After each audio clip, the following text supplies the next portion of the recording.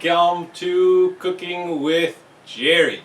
And before I forget, please stay tuned to the end for the next variety show.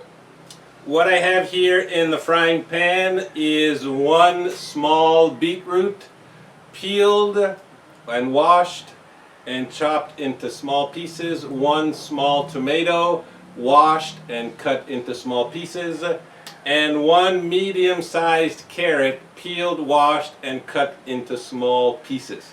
They've been here in water which covered the bottom layer of the frying pan for about 10 minutes. There's more water than I normally use, and I have not yet put oil. What we're making today is pasta. It's going to be pink pasta because the beetroot has a very intense red color and the pasta will absorb that red liquid. The pasta I'm using is angel hair pasta. It cooks in about 2 or 3 minutes, but you could use any kind of pasta. You'll just need more water and it'll take probably at least 10 minutes. So this has been here for about 10 minutes. I like the vegetables to be a bit softer than I normally cook them so that they mix well with the pasta. I don't want crunchy vegetables when I eat my pasta. So we're ready to put the pasta in. Here is a half of a bag of angel hair pasta. And I'm going to use about half of this, and I'll put it in, breaking it into little pieces. And now is the time also where I'll put some oil so that the noodles, the pasta, doesn't stick together. I'm going to use virgin olive oil. About a tablespoon and a half. I don't normally eat pasta because I don't consider it to be very nutritious. It's got low value as far as nutrition goes, and it's a processed food, meaning it's made in a factory. It's not grown on a plant. And because it's so processed, it's similar to white rice I've mentioned before, it will very quickly turn into sugar once it enters your stomach. So I really love the pasta, but because of the low nutritional value, it's once or twice a month that I'll make some pasta. And the vegetables will balance the sugar level because of the fiber that's in the vegetables. The vegetables are also a lot of sugar, but the fiber, as I said, especially if they're not cooked too much, these ones are cooked a bit extra. And I'm going to add, I have 1 egg that I've beaten a little bit. It's going to go in at the end. And also when the fire's off, I don't want to cook, I have half an avocado, and I have 2 pecans, 5 cashews, and 10 pistachios that I washed and I put into a jar with water about 4 hours ago. So those nuts will help to balance the sugar content and how it affects my body and my blood sugar. And the oil will also help slow down that conversion into sugar. And I love butter with my pasta, so I'm going to put some of that in. That's one of those fats that science has recently discovered is healthy compared to what we learned many years ago. So this is almost done. My pink pasta, I'm going to put the egg in. Here it is. And I'll use my spatula to remove what's stuck on the plate.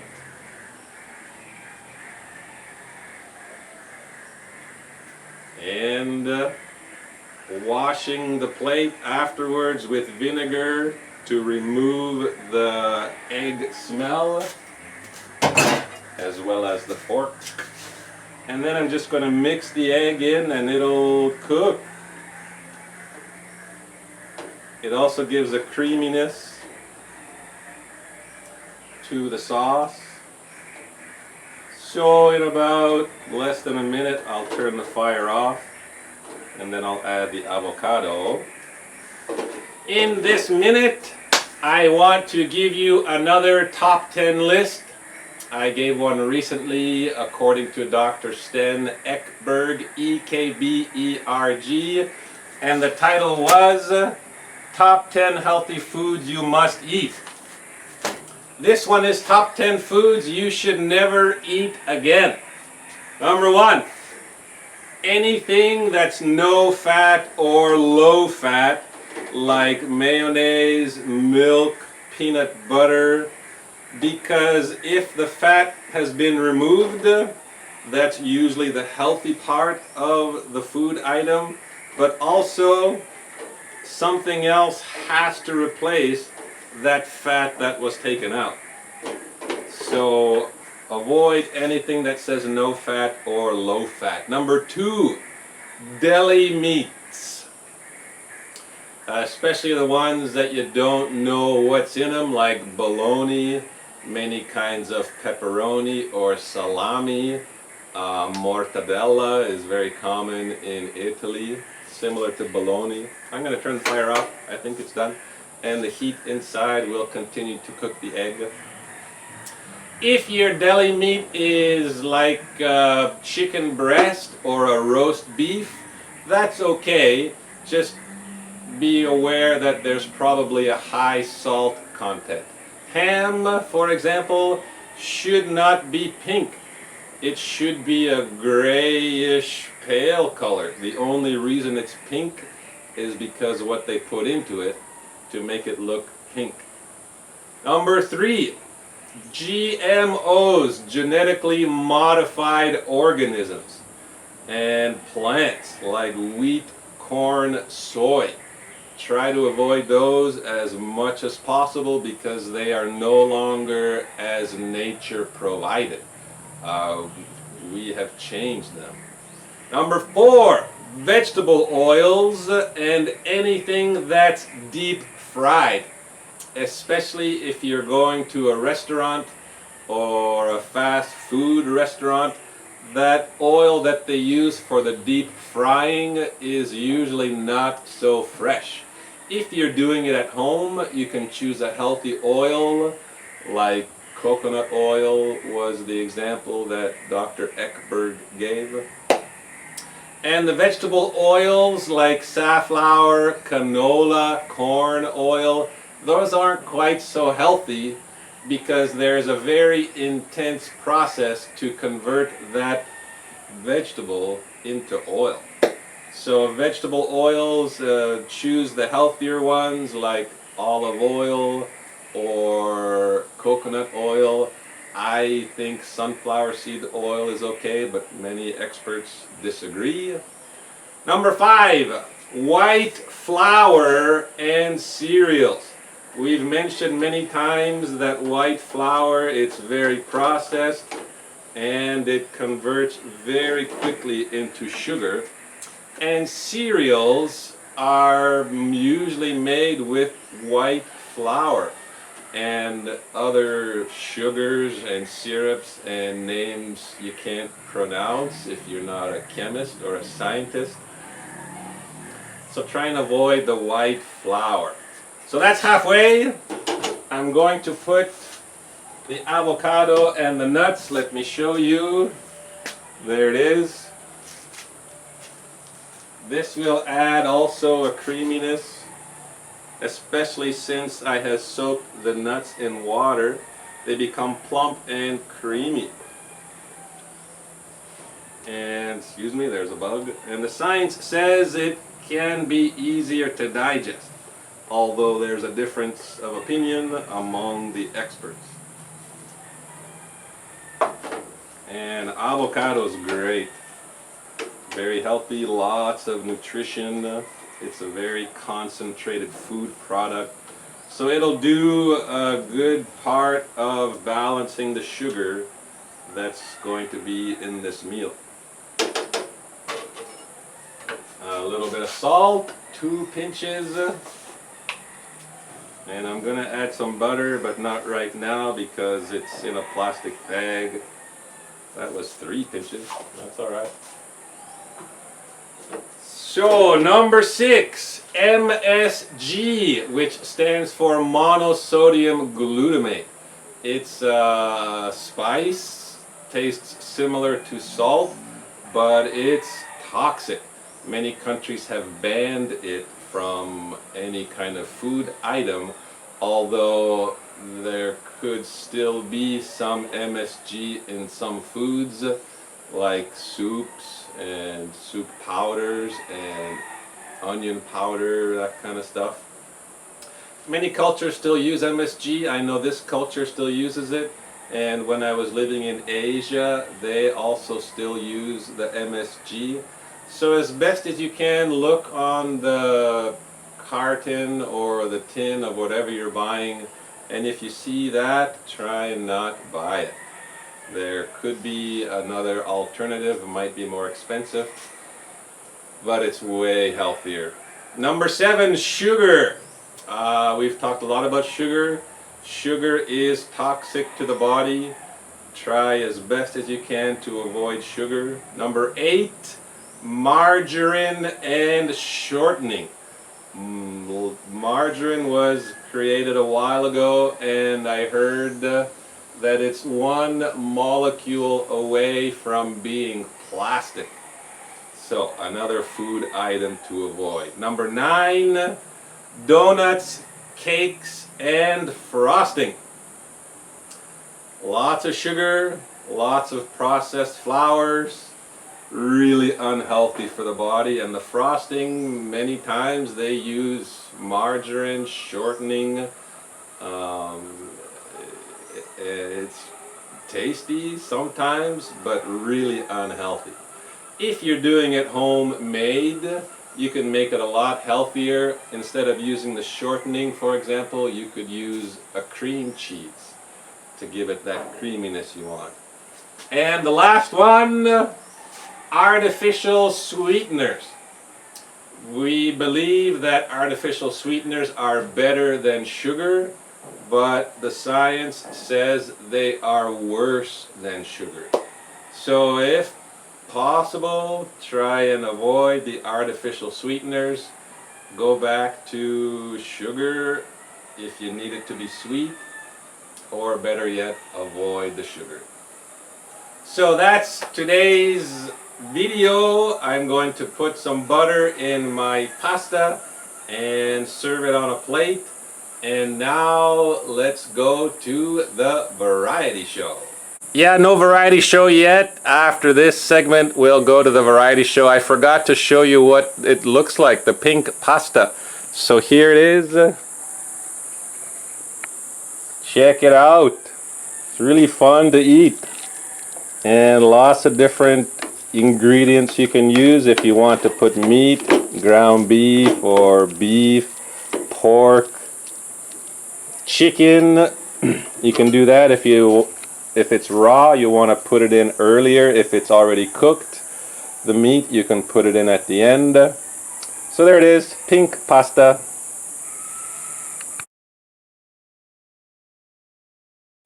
For today's variety show, we're going to be working with cement, fixing up a small corner just outside the kitchen. Let me show you right here. About 3 or 4 weeks ago, I took these 3 rocks, 1, 2, 3, from the river edge to fill in that corner, and I put a layer of sand underneath. You can see right here the rain has washed away the sand that was between the rocks, but here it's fine. No rain reaches there, no water. But I'm going to clean the area up again, remove the sand that's around this rock, and we're going to put cement. and I'll show you when it's done.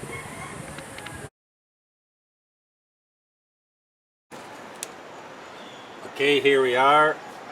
It's the next day. Yesterday, after the video segment, I cleaned everything, and I have just poured some fresh cement, fairly liquid.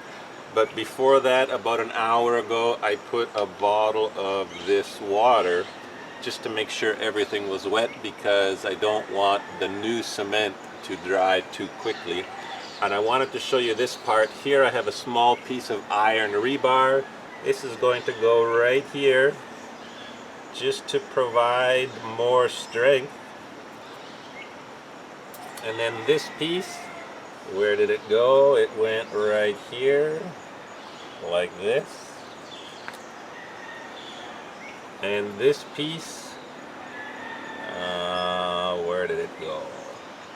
Right here. So these are just to provide a bit more strength for the areas that might be weak.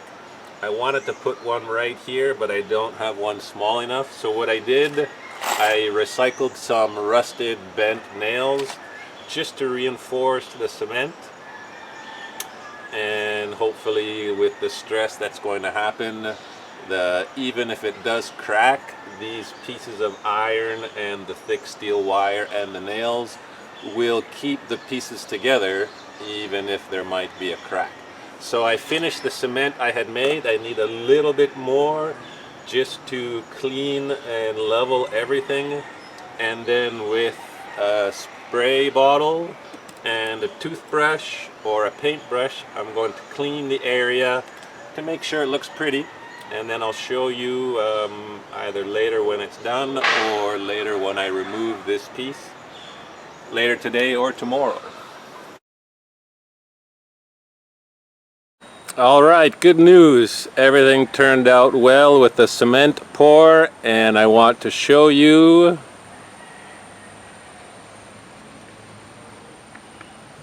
so here it is. It's been about 10 hours since I poured the cement this morning, and what I did after about 4 hours, I took a spoon and just scraped this edge because I didn't want a crisp corner.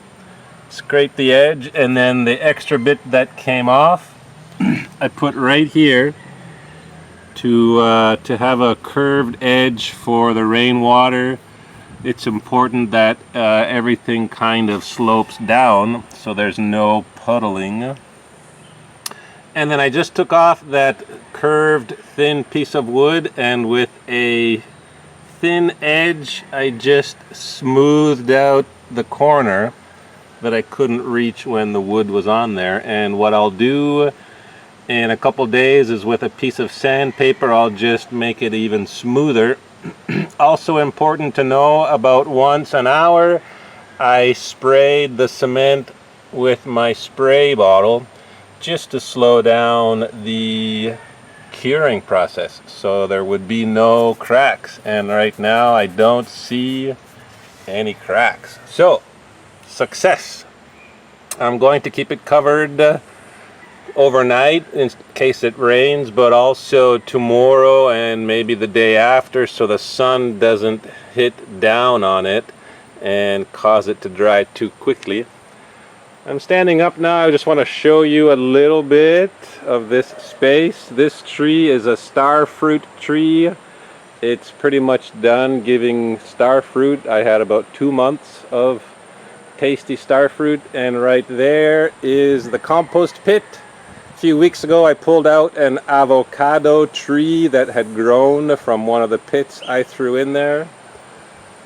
And then here is an orange tree, still got lots of oranges. There's lots of green ones, so time to wait.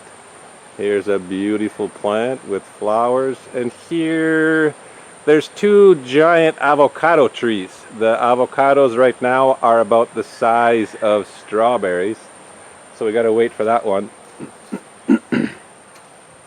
And also one other orange tree right outside my kitchen, which is right there, right here. He's been giving me lots of oranges. which has been nice. And once again, my plants, still working on the next variety show. I've got part way done. I just need to figure out how to build a roof. Thanks for watching. Oh yeah, I wanted to say, with those top 10 things you should not eat, I suggest you watch the YouTube video by Dr. Eckberg, because he'll give you way more information. So thanks again for watching, and we'll see you soon.